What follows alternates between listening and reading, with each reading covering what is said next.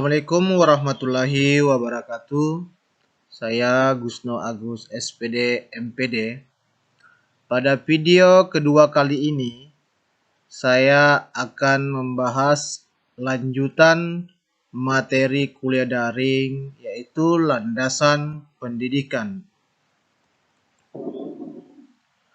Pada video pertama sebelumnya, saya telah menjelaskan secara umum landasan religius, landasan filosofis, landasan psikologis. Pada video kali ini, saya akan melanjutkan 3 landasan, yaitu landasan sosiologis, landasan yuridis, dan landasan historis. Landasan sosiologis. Sosiologi mempelajari berbagai tindakan sosial yang menjelma dalam realitas sosial. Banyaknya realitas sosial, lahirlah berbagai cabang sosiologi.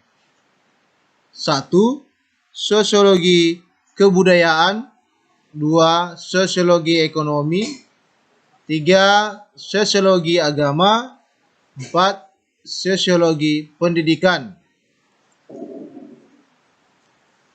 Kegiatan pendidikan merupakan suatu proses interaksi antara dua individu, bahkan dua generasi, yang memungkinkan generasi muda memperkembangkan diri.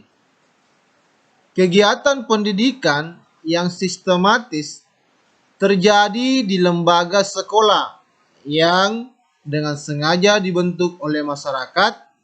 Kegiatan sosiologi semakin intensif. Perhatian sosiologi semakin meningkat sehingga lahirlah cabang sosiologi pendidikan.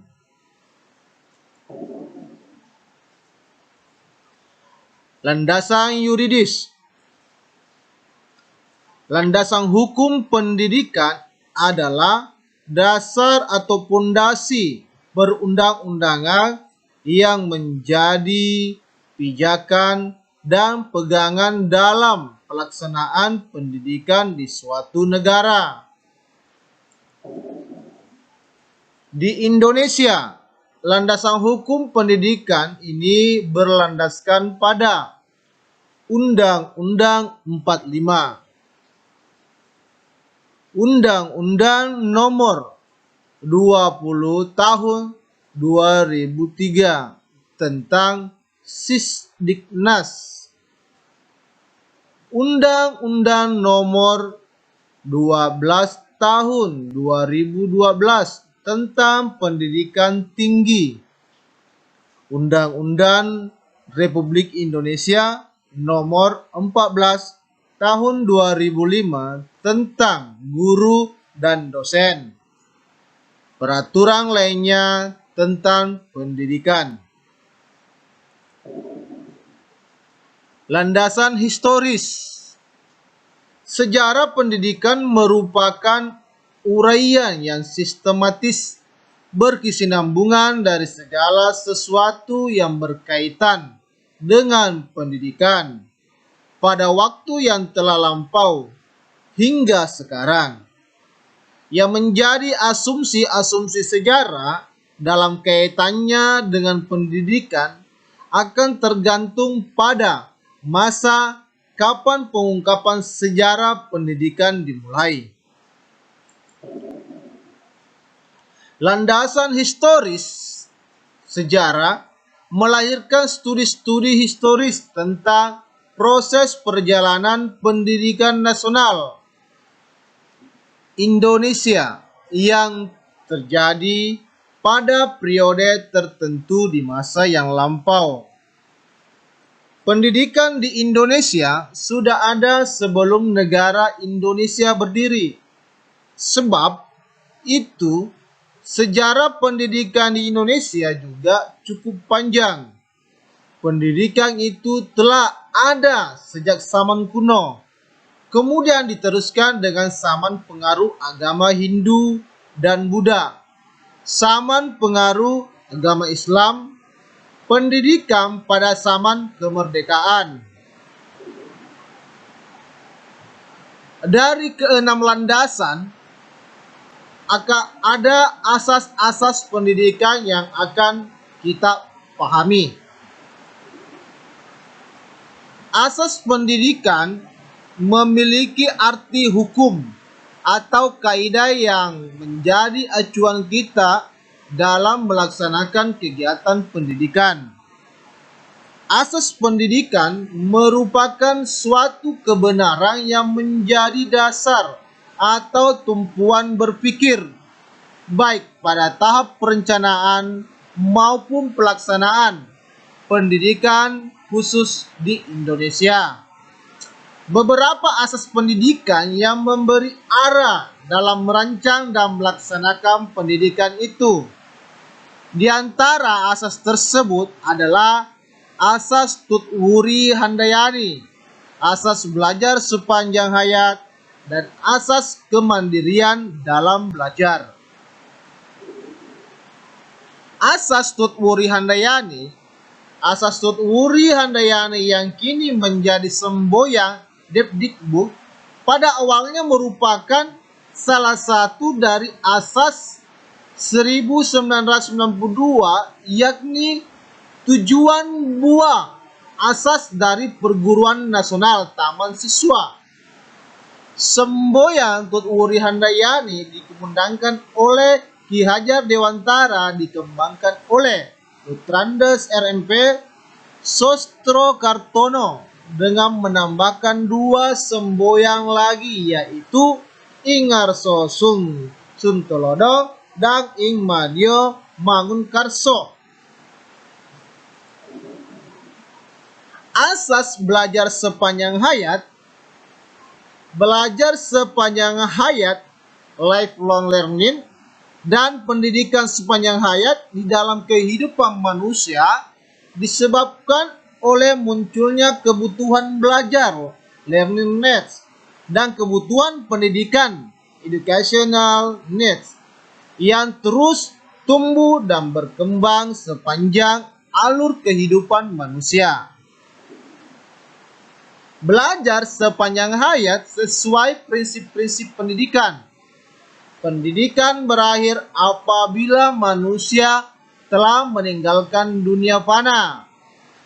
Pendidikan sepanjang hayat merupakan motivasi yang kuat bagi peserta didik untuk merencanakan dan melakukan kegiatan belajar.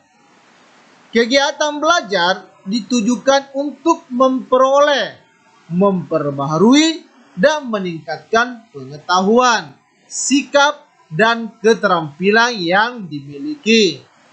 Pendidikan memiliki tujuan dalam mengembangkan kepuasan diri setiap insan yang melakukan kegiatan belajar. Perolehan pendidikan merupakan prasyarat bagi perkembangan kehidupan manusia. Pendidikan luar sekolah mengakui eksistensi dan pentingnya pendidikan sekolah serta dapat menerima pengaruh dari pendidikan sekolah. Tujuan pendidikan sepanjang hayat untuk perubahan dan tercapainya kepuasan setiap orang yang melakukannya. Fungsi pendidikan sepanjang hayat sebagai kekuatan motivasi bagi peserta didik agar dapat melakukan kegiatan belajar berdasarkan dorongan dari dirinya sendiri dengan cara berpikir dan berbuat di dalam dan terhadap dunia kehidupannya. Asas kemandirian belajar, baik asas Tutwuri Handayani maupun belajar sepanjang hayat, secara langsung erat kaitannya dengan asas kemandirian dalam belajar. Asas Tut Wuri Handayani pada prinsipnya bertolak dari asumsi kemampuan siswa untuk mandiri, termasuk mandiri dalam belajar, dalam kegiatan belajar mengajar. Sedini mungkin dikembangkan kemandirian dalam belajar itu dengan menghindari campur tangan guru. Namun, guru selalu siap untuk ulur tangan apabila diperlukan.